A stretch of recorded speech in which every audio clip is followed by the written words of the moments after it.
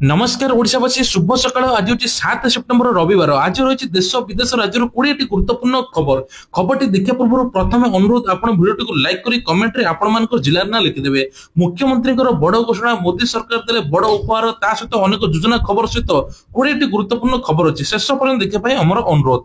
तेज आज हूँ चंद्रग्रहण चंद्रग्रहण कौन कौन नीतिकांति जाणी रखु। चंद्रग्रहण महाप्रभुंर स्वतंत्र नीतिकांति पालन हो 12:57 पाक त्याग नीति निषेध तेबे राति 2टा द्वार फिटा नीति पर अन्य नीतिकांति कार्यक्रम आरंभ हो। तेबे कहुचे प्रथम भाद्रव पूर्णिमा चंद्रग्रहण पड़ुता बेले आसंता वर्ष पुणी 2026 मार्च मासर दोल पूर्णिमा मान चंद्रग्रहण पड़ो 6 मास व्यवधान 2टी चंद्रग्रहण पड़ुवर राज्य को अशुभ बोली कहुचे। तेबे 2टी जाक चंद्रग्रहण जो एवं गजपति महाराज दिव्यसिंह देव ज्योतिष राज पंडित शिवनारायण महापात्र गणना करमितिक ओडिशा को विपद पड़ो। तेबे कहुचे जमीक बन्या बात्या भूमिकंप प्राकृतिक विपर्य सामना करें ओडिशा तेणु 6 मास भितर 2टी चंद्रग्रहण पड़ुता राज्य को अशुभ बेला आसुची। परवर्ती खबर रोची एफएम रेडियो द्वारा ट्रैफिक अपडेट हेबो एणिकी एफएम रेडियो रे सुनिबे भुवनेश्वर ट्रैफिक संबंधित तथ्य ट्रैफिक स्थिति को नहीं अपडेट करिबो कमिशनरेट पुलिस एथिपई पुलिस समस्त एफएम चैनल सहित सहयोग करुची। ट्रैफिक पुलिस सहित सेमाने मिसी काम करिवे ट्रैफिक परिचालन को सुदृढ़ करबे पे एभली पदक्षेप नेछि पुलिस आगो को पार्वण आस्तुवारु रास्ता जाम रो तथ्य मते दबो एफएम रेडियो। तेबे पूर्वरु ट्रैफिक सूचना प्रदान देले पद्धति द्वारा मते व्यवहार कराउतला तेबे एहा को बंद करि दे जाइछि।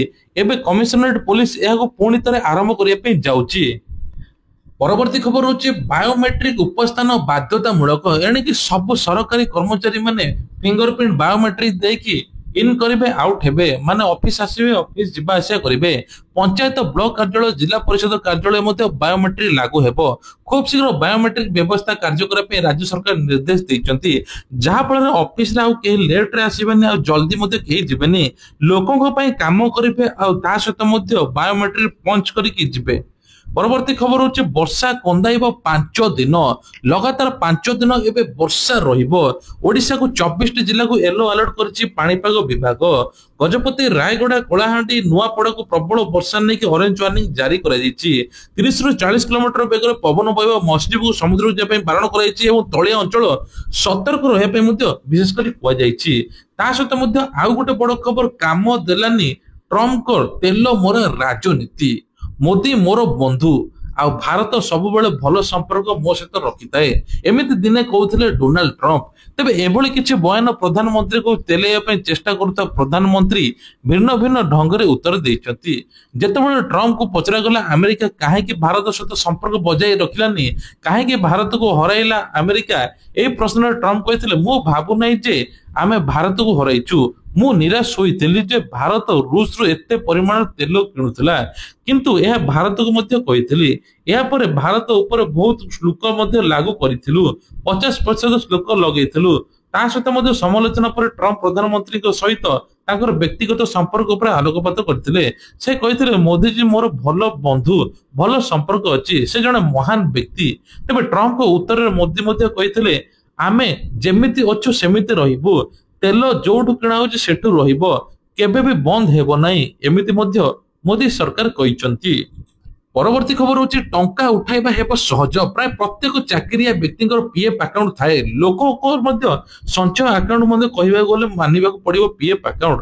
तबे पीएफ अकाउंट रे आगु मास मास करी टंका उठा होतला किंतु लेट रे आस्तला एथरो मध्य टंका उठाइबा पई ऑनलाइन दाबी करिबा को पड़िबो। आपण मान पीएफ अकाउंट टंका मात्र 2 दिन 48 घंटा भीतर आपण खाता को मध्य पळै आसीबो। नूतन सुविधा रे आपण यूपीआई एटीएम माध्यम रे मध्य किछि मिनिट भीतर मध्य उठाई परिबे प्राय 8 कोटी अकाउंट धरि सीधा सड़क मध्य लाभ पाइबे।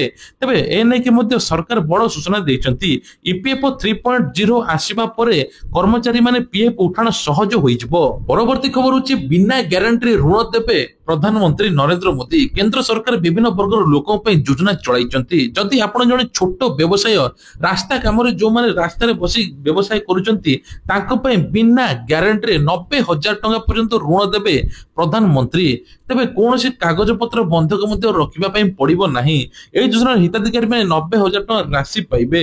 ପ୍ରଧାନମନ୍ତ୍ରୀ ସୁନିଧି ଯୋଜନାରେ ସେମାନେ ସାମିଲ ହେବେ, ଯାହାଫଳରେ ପ୍ରଧାନମନ୍ତ୍ରୀ 90,000 ଟଙ୍କା ପର୍ଯ୍ୟନ୍ତ ଋଣ ଯୋଗାଇବେ। ପରବର୍ତ୍ତୀ ଖବର ହଉଛି ଟ୍ରେନିଂ ରେ 15,000 ଟଙ୍କା, ବ୍ୟବସାୟରେ 1 ଲକ୍ଷ ସାହାଯ୍ୟ। ଦେଶର ସରକାର ଅନେକ ପ୍ରକାର ଯୋଜନା କରୁଛନ୍ତି। ଏମିତି ଏକ ଯୋଜନା 2023 ରେ ପିଏମ ମୋଦି ଜନ୍ମଗ୍ରହଣ ଅଧିବେଶନ କରିଥିଲେ, ଯାହାର ନାମ ହଉଛି ପିଏମ ବିଶ୍ୱକର୍ମା ଯୋଜନା। ଏହି ଯୋଜନାର ଲାଭ ବର୍ତ୍ତମାନ ଲକ୍ଷ ଲକ୍ଷ ଲୋକ ଉଠାଉଛନ୍ତି। ଏଥିରେ ଲୋକଙ୍କୁ ଆର୍ଥିକ ଏବଂ ଟେକ୍ନିକାଲ ସାହାଯ୍ୟ ମଧ୍ୟ ମିଳୁଛି। ଯେଉଁମାନେ ଛୋଟ ଛୋଟ ପାରମ୍ପରିକ କାମ କରୁଛନ୍ତି ସେମାନଙ୍କୁ ଏହି ସୁବିଧାର ଲାଭ ଯୋଗାଇ ଦିଆଯାଉଛି। ତେବେ କୁହାଯାଉଛି ସିଧାସଳଖ 1 ଲକ୍ଷ ଟଙ୍କା ମଧ୍ୟ ମିଳୁଛି, ମାସିକ 15,000 ଟଙ୍କା ମିଳୁଛି।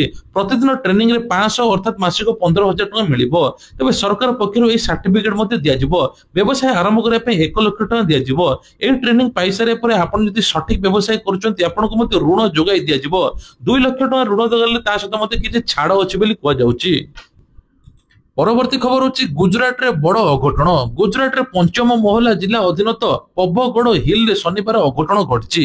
ଏକ କାର୍ଗୋ ରୋପୱେରେ ମଧ୍ୟ କେବଳ ତାର ଛିଣ୍ଡି ଯିବାରୁ 6 ଜଣଙ୍କର ମୃତ୍ୟୁ ହୋଇଛି। ଉଦ୍ଧାର ରିଲିଫ କାର୍ଯ୍ୟ ପୋଲିସ ଅଗ୍ନିଶମ ବାହିନୀ ନିୟୋଜିତ ଅଛନ୍ତି। ମହାକାଳିକା ମନ୍ଦିର ପାଇଁ ପଡଘଟ ହିଲ ପ୍ରସିଦ୍ଧ। ତେବେ ଭକ୍ତମାନେ ମନ୍ଦିରକୁ ଯିବା ପାଇଁ ଶ୍ରଦ୍ଧାଳୁମାନେ କେବଳ ତାର ସହଜରେ ମଧ୍ୟ ବସିଥିଲେ। ତାର ନଦୀ କୁହାଯାଉଛି 2,000 ଫୁଟ ପାହାଡ ଚଢିଥାନ୍ତେ।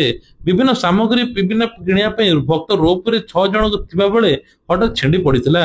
ଯାହାଫଳରେ ଜିଲ୍ଲାପାଳ ଅଜୟ ଦହିତା କହିଛନ୍ତି ଯେ ମୃତକ ମଧ୍ୟରୁ 2 ଜଣ ଲିଫ୍ଟ ଅପରେଟର ହୋଇଥିବା ବେଳେ ଆଉ 2 ଜଣ ଶ୍ରମିକ ଆଉ 2 ଜଣ ଅନ୍ୟ ଲୋକ ଥିଲେ। ପାଗ ଖରାପ ଯୋଗୁରୁ ଜନସାଧାରଣ ପାଇଁ ଉଦ୍ଦିଷ୍ଟ ମୁଖ୍ୟ ରୋପରେ 2 ଦିନ ବନ୍ଦ ରହିଛି। ପରବର୍ତ୍ତୀ ଖବର ହଉଛି ଏଥର ଭୁବନେଶ୍ୱର ଟୁ କଟକ ଲମ୍ବା ରାସ୍ତା ହେବ, ରିଙ୍ଗ ରୋଡ ମଧ୍ୟ ହେବ, କୌଣସି ପ୍ରକାର ଟ୍ରାଫିକ ସମସ୍ୟା ହେବ ନାହିଁ। ସେପଟେ ମଧ୍ୟ ମେଟ୍ରୋ ପ୍ରକଳ୍ପ ନେଇ ସରକାର ଆଲୋଚନା କରିଛନ୍ତି। ଖୁବ ଜଲ୍ଦି ମେଟ୍ରୋ ପ୍ରକଳ୍ପ ମଧ୍ୟ କାମ ଆରମ୍ଭ ହେବ। ଏପଟେ ପ୍ରତିଦିନ ଘଣ୍ଟା ଘଣ୍ଟା ଧରି ଗାଡି ମଟର ଅଟକି ରହୁଛି ଟ୍ରାଫିକ ସାମ୍ନାରେ। ଏ ନେଇକି ରିଙ୍ଗ ରୋଡ ପ୍ରସ୍ତୁତ ମଧ୍ୟ ହେବ, ଯାହା ଫଳରେ କୌଣସି ପ୍ରକାର ଅସୁବିଧା ହେବ ନାହିଁ। କେଉଁଠି ବ୍ରିଜ ହେବ ସେ ନେଇକି ମଧ୍ୟ ନିଷ୍ପତ୍ତି ଚାଲିଛି। ମୁଖ୍ୟମନ୍ତ୍ରୀଙ୍କର ବଡ ଘୋଷଣା ଯେ ଖୁବ ଜଲ୍ଦି ଆଉ ଟ୍ରାଫିକର ସମସ୍ୟା ଦେଖିବାକୁ ମିଳିବ ନାହିଁ। ପରବର୍ତ୍ତୀ ଖବର ରହିଛି ଏଥର କୁହାଯାଉଛି ସେପ୍ଟେମ୍ବରରେ ଚାଷୀଙ୍କୁ 80,014 ମେଟ୍ରିକ ଟନ ୟୁରିଆ ସାର ଯୋଗାଇ ଦିଆଯିବ। ଆଜି ଲୋକସଭା ଭବନରେ ସମବାୟ ମନ୍ତ୍ରୀ ପ୍ରଦୀପ ବଳ ସାମନ୍ତରାୟ ଅଧ୍ୟକ୍ଷତାରେ ରାଜ୍ୟ ଶୃଙ୍ଖଳିତ ସାର ଯୋଗାଣର ଏକ ସମୀକ୍ଷା ବୈଠକ ହୋଇଛି।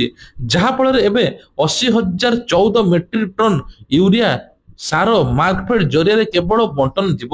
ଏହାଦ୍ୱାରା ଚାଷୀମାନେ ୟୁରିଆ ସାର ପାଇବାର କୌଣସି ଅସୁବିଧାର ସମ୍ମୁଖୀନ ହେବେ ନାହିଁ। ପରବର୍ତ୍ତୀ ଖବର ହଉଛି ସେପ୍ଟେମ୍ବର 1ରେ ଥିବା କେଦାରନାଥ ଯାତ୍ରା ଆରମ୍ଭ ହୋଇଥିଲା। ଏପଟେ ମଧ୍ୟ ତୁଷାରପାତ ଯୋଗୁଁ ପୁଣି ବନ୍ଦ ରହିଥିଲା। ତେବେ କୁହାଯାଉଛି ପ୍ରବଳ ବର୍ଷା ଯୋଗୁଁ ଭୂସ୍ଖଳନ ପାଇଁ କିଛି ଦିନ ବନ୍ଦ ରହିଥିଲା, ଯାହା ଫଳରେ ପାଖାପାଖି 500ରୁ ଅଧିକ ଲୋକଙ୍କର ମଧ୍ୟ ହଇରାଣ ହୋଇଥିଲେ। କାହାର ଗାଡି ମଟର ସବୁ ଭାଙ୍ଗି ଯାଇଥିଲା। ପାଖାପାଖି 50 ଜଣ ମଧ୍ୟ ମୃତ୍ୟୁ ହୋଇଥିଲା। ତେବେ କହୁଛି ଅନ୍ୟପଟେ କେଦାରନାଥ ଧାମର ଅବସ୍ଥିତ ପର୍ବତ ଶିଖର ଗୁଡିକର ତୁଷାରପାତ ହୋଇଛି। କେଦାରନାଥ ବରିଷ୍ଠ ତୀର୍ଥ ପୁରୋହିତ ଉମେଶ ପୋସ୍ତି କହିଛନ୍ତି ଯେ କେଦାରନାଥ ଧାମରେ ପାଗ ସଫା ଅଛି। ଧାମକୁ ଆସୁଥିବା ଭକ୍ତମାନେ ସହଜରେ ବାବା କେଦାରନାଥଙ୍କୁ ଦର୍ଶନ କରୁଛନ୍ତି। ଯାତ୍ରା ଖୋଲିବା ମାତ୍ରେ ହଜାର ହଜାର ଭକ୍ତ ମଧ୍ୟ ଭିଡ ଜମୁଛି। ପରବର୍ତ୍ତୀ ଖବର ରହୁଛି ଫେସବୁକ, ୟୁଟ୍ୟୁବ ସମେତ 24ଟି ସୋସିଆଲ ମିଡିଆ ପ୍ଲାଟଫର୍ମ ଉପରେ ବ୍ୟାନ୍ ଲଗାଇବେ ନେପାଳ ସରକାର। ନେପାଳ ସରକାର ଘୋଷଣା କରିଛନ୍ତି ଅଧିକାଂଶ ସୋସିଆଲ ମିଡିଆ ପ୍ଲାଟଫର୍ମ ଦେଶରେ ଆନୁଷ୍ଠାନିକ ଭାବରେ ପଞ୍ଜୀକରଣ କରିବା ପାଇଁ ସ୍ଥାନୀୟ ନିୟମ ପାଳନ କରୁନଥିବା ସେମାନଙ୍କୁ ନିଷେଧ କରାଯାଇଛି। ଏହା ସହିତ ଆଦେଶ ଅନୁଯାୟୀ ଫେସବୁକ, ଇନଷ୍ଟାଗ୍ରାମ, ୟୁଟ୍ୟୁବ ଭଳି ଆପ୍ ରହିବ। ବାକି 26ଟି ଆପକୁ ମଧ୍ୟ ପ୍ଲାଟଫର୍ମକୁ ବ୍ୟାନ୍ କରାଯିବ। ପରବର୍ତ୍ତୀ ଖବର ହଉଛି କାନ୍ଦୁଛି ଉତ୍ତର ଭାରତ, ବନ୍ୟା ପ୍ରଭାବିତ ରାଜ୍ୟ ଗସ୍ତ କରି ପରିସ୍ଥିତି ସମୀକ୍ଷା କରିବେ ପ୍ରଧାନମନ୍ତ୍ରୀ। ଦେଶର ଅନେକ ରାଜ୍ୟରେ ବନ୍ୟାର ଭୟଙ୍କର ପରିସ୍ଥିତି ହୋଇଛି, ବହୁତ କ୍ଷୟକ୍ଷତି ମଧ୍ୟ ହୋଇଛି। ବିଶେଷ କରି ଉତ୍ତର ଭାରତରେ ପ୍ରକୃତିର ତାଣ୍ଡବ ବେହାଲ କରିଛି, ଯାହାକୁ ନେଇ କୁହାଯାଉଛି ପ୍ରଧାନମନ୍ତ୍ରୀ ନରେନ୍ଦ୍ର ମୋଦି ଖୁବ ଶୀଘ୍ର ବନ୍ୟା ପ୍ରଭାବିତ ରାଜ୍ୟ ଗସ୍ତ କରି ସମୀକ୍ଷା କରିବେ। ଉତ୍ତରାଖଣ୍ଡଠୁ ଆରମ୍ଭ କରି ହିମାଚଳ ପ୍ରଦେଶ, ଜାମ୍ମୁ କାଶ୍ମୀରରେ ସବୁଠି ଏବେ ପ୍ରବଳ ବର୍ଷା। ବନ୍ୟା ଯୋଗୁଁ ରାସ୍ତାଘାଟ, ସମ୍ପତ୍ତି ବ୍ୟାପକ କ୍ଷୟକ୍ଷତି ହୋଇଛି, ବହୁ ଜୀବନ ମଧ୍ୟ ହାନି ହୋଇଛି। ସେପଟେ ହିମାଚଳ ପ୍ରଦେଶ, ଉତ୍ତରାଖଣ୍ଡ, ପଞ୍ଜାବ ଭଳି ରାଜ୍ୟରେ ସର୍ବାଧିକ ବର୍ଷା ମଧ୍ୟ ରେକର୍ଡ ସୃଷ୍ଟି ହୋଇଛି। ପରବର୍ତ୍ତୀ ଖବର ରହୁଛି ମୁମ୍ବାଇ ଉଡାଇ ଦେବା ପାଇଁ ଧମକ, ଦିଲ୍ଲୀରୁ ଜଣେ ଗିରଫ। ତେବେ ଗୁରୁବାର ଦିନ 2ଟା ସମୟରେ ମୁମ୍ବାଇ ପୋଲିସର ସରକାରୀ ହ୍ୱାଟ୍ସଆପ ନମ୍ବରରେ ଏକ ଧମକପୂର୍ଣ୍ଣ ମେଲ ଆସିଥିଲା। ପୋଲିସ ମଧ୍ୟ ତଦନ୍ତ ଚଳାଇଥିଲା। ଏପଟେ 400 କିଲୋଗ୍ରାମ ଆରଡିଏକ୍ସ ସମଗ୍ର ସହିତ ସହରକୁ ଉଡାଇ ଦେବ ବୋଲି କୁହାଯାଉଥିଲା। ତାପରେ 1 କୋଟି ଲୋକଙ୍କର ଜୀବନ ମଧ୍ୟ ହରାଇବା ମଧ୍ୟ କୁହାଯାଉଥିଲା। ତେବେ ପୋଲିସ ଏହାର ତଦନ୍ତ କରି ଧମକ ଦେଇଥିବା ନୋଏଡା 76 ସିବିଟେକ୍ ଷ୍ଟାଟିଆ ସୋସାଇଟିରୁ ଗିରଫ କରିଛି ଜଣେ ଅଭିଯୁକ୍ତକୁ। ଅଭିଯୁକ୍ତ ନାଁ ହେଲା ଅଶ୍ବିନୀ କୁମାର ସୁପ୍ରା। ସେ ବିହାର ବାସିନ୍ଦା ରିପୋର୍ଟ ଜଣାପଡିଛି। ଗତ 5 ବର୍ଷ ଧରି ନୋଏଡାରେ ନିଜକୁ ଜଣେ ଜ୍ୟୋତିଷ ଭାବେ ପରିଚୟ କରି ସମ୍ପୂର୍ଣ୍ଣ ମାମଲାକୁ 24 ଘଣ୍ଟା ମଧ୍ୟରେ ପର୍ଦ୍ଦାଫାଶ କରିଛି ପୋଲିସ। ନିଜକୁ ଆତଙ୍କବାଦୀ ସଂଗଠନ ଏବଂ ଲସ୍କର ଏ ଜିହାଦୀ ସଦସ୍ୟ ଭାବେ ନିଜକୁ ପରିଚୟ ଦେଇଥିଲେ। 14 ଜଣ ଆତଙ୍କବାଦୀ ମୁମ୍ବାଇରେ ପ୍ରବେଶ କରିଥିବା ମଧ୍ୟ ଦାବି କରାଯାଇଥିଲା। ଏସହିତ ମେସେଜରେ ମଧ୍ୟ ମୁମ୍ବାଇ ପୋଲିସ ବିରୋଧରେ ଅନେକ ଅପମାନଜନକ ଶବ୍ଦ ବ୍ୟବହାର କରିଥିଲେ। ସୁଭଦ୍ରା ହିତାଧିକାରୀଙ୍କ ମନରେ ଛନକା, ଅଯୋଗ୍ୟ ହିତାଧିକାରୀଙ୍କ ନାଁ କଟିବ। ଯୋଉମାନଙ୍କର କାର ଅଛି ତାଙ୍କର ନାଁ କଟିବ, ଯେଉଁମାନଙ୍କୁ 60 ବର୍ଷ ଅଛି ତାଙ୍କର ନାଁ ମଧ୍ୟ କଟିବ।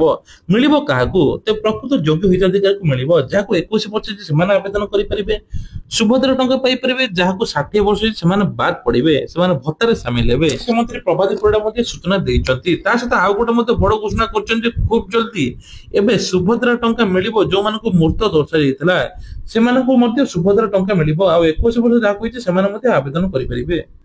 ପରବର୍ତ୍ତୀ ଖବର ରହୁଛି ଆଇପିଏଲ ଦେଖିବା ପାଇଁ ହେବ ମହଙ୍ଗା। ଟିକେଟର ମୂଲ୍ୟ ଏବେ 40% ଜିଏସଟି ଲାଗୁ ହୋଇଛି। ତେବେ ମ୍ୟାଚ ଦେଖିବା ପାଇଁ ଫ୍ୟାନ୍ସକୁ ଅଧିକ ଖର୍ଚ୍ଚ କରିବା ପାଇଁ ପଡିବ। ଆଇପିଏଲ ଟିକେଟ ମୂଲ୍ୟ ଏବେ 40% ଅଧିକ ହେବ। 3 ସେପ୍ଟେମ୍ବର ହୋଇଥିବା ଜିଏସଟି କାଉନସିଲ ବୈଠକରେ ଏଭଳି ନିଷ୍ପତ୍ତି ନେଇଛି। ଆଇପିଏଲ ଏଭଳି ଏକ ଖେଳ ଯୋଉଥିରେ ଲୋକ ହଜାର ହଜାର ଲୋକ କୋଟି କୋଟି ଲୋକ ଦେଖିଥାନ୍ତି। 40% ଜିଏସଟି ଲାଗୁ ହେବ, ଯାହା ଫଳରେ ଟିକେଟର ମୂଲ୍ୟ ମଧ୍ୟ 40% ବଢିଯିବ।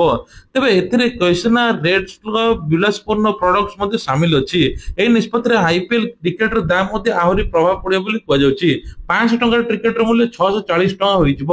ତା ସହିତ ମଧ୍ୟ ଫ୍ୟାନ୍ସ ମାନଙ୍କ ପାଇଁ 60 ଟଙ୍କା ଖର୍ଚ୍ଚ କରିବାକୁ ପଡିବ। ଟୋଟାଲ ଏବେ 1000 ଟଙ୍କାର ଟିକେଟ ମଧ୍ୟ 1500 ଟଙ୍କା ହେଇଯିବ ବୋଲି କୁହାଯାଉଛି। 1200 ଟଙ୍କାରେ ଯୋଉ ଟିକେଟ ମିଳୁଥିଲା ସେଟା 2800 ଟଙ୍କା ହେବ। ପରବର୍ତ୍ତୀ ଖବର, ଗୋରକ୍ଷକ ନାଁରେ ଗୁଣ୍ଡାଗିରି ଚାଲିଛି। ମୁଖ୍ୟମନ୍ତ୍ରୀ କାମଧେନୁ ଯୋଜନା ପଡିଲା ମହଙ୍ଗା। ଗୋରକ୍ଷକ ନାମରେ ଗୁଣ୍ଡାଗିରି, ଚାଷୀଙ୍କୁ ମାଡ ମାରିଲେ ଗୋରକ୍ଷକ ବାହିନୀ ଗୁଣ୍ଡା, ଜୀବନ ହାରିଲେ ନିଷ୍ପାପୀ କୁନି ବାଛୁରୀ। ତେବେ କୁହାଯାଉଛି ଯେ ପଳାଶୁଣୀ ଛକ ନିକଟରେ ଏଭଳି ଘଟଣା ଘଟିଛି। ଆନ୍ଧ୍ରପ୍ରଦେଶର ସିଠାଳ ଆସୁଥିବା ବେଳେ ଏଭଳି ଘଟଣା ଘଟିଛି। କାମଧେନୁ ଲୋନରେ ମଧ୍ୟ ଜୋନରେ ଏବେ 2ଟି ଗାଡି 4ଟି ଗାଈ ସାଙ୍ଗକୁ 3ଟି ବାଛୁରୀ ଆନ୍ଧ୍ରରୁ ଆଣିବା ବେଳେ ପଳାଶୁଣୀ ଛକ ନିକଟରେ ଅଟକାଇଥିଲେ ଦୁର୍ବୃତ୍ତ। ନିଜ ଗୋରକ୍ଷକ ବାହିନୀର ଲୋକ କହି ପ୍ରମାଣ ପତ୍ର ମାଗିଥିଲେ। ଚାଷୀ ଜଣକ ପ୍ରମାଣ ପତ୍ର ଦେବା ପରେ କାଗଜକୁ ଡୁପ୍ଲିକେଟ କହି ଚାଷୀକୁ ଉଲ୍ଲଂଘନ କରି ମାଡ ମାରିଥିଲେ। ଏନେକି ମଞ୍ଚେଶ୍ୱର ଥାନାର ଦ୍ୱାରସ୍ଥ ହୋଇଛନ୍ତି କଟକ ଜିଲ୍ଲାର ସିଠାଚଳ ଚାଷୀ। ଏହି ଗଣ୍ଡଗୋଳ ଭିତରେ ଗୋଟିଏ ବାଛୁରୀ ଜୀବନ ମଧ୍ୟ ହାରିଛି। ତେବେ ଇଏ ଥିଲା ଆଜିର ଦେଶ ବିଦେଶ ରାଜ୍ୟର କିଛିଟା ଗୁରୁତ୍ୱପୂର୍ଣ୍ଣ ଖବର। ଖବରଟି ଭଲ ଲାଗିଥିଲେ ଭିଡିଓକୁ ଲାଇକ୍ କରିବା ସହିତ ଚ୍ୟାନେଲରେ ନୂଆ ଥିଲେ ସବସ୍କ୍ରାଇବ କରିବା ପାଇଁ ଭୁଲିବେ ନାହିଁ। ଜୟ ଜଗନ୍ନାଥ।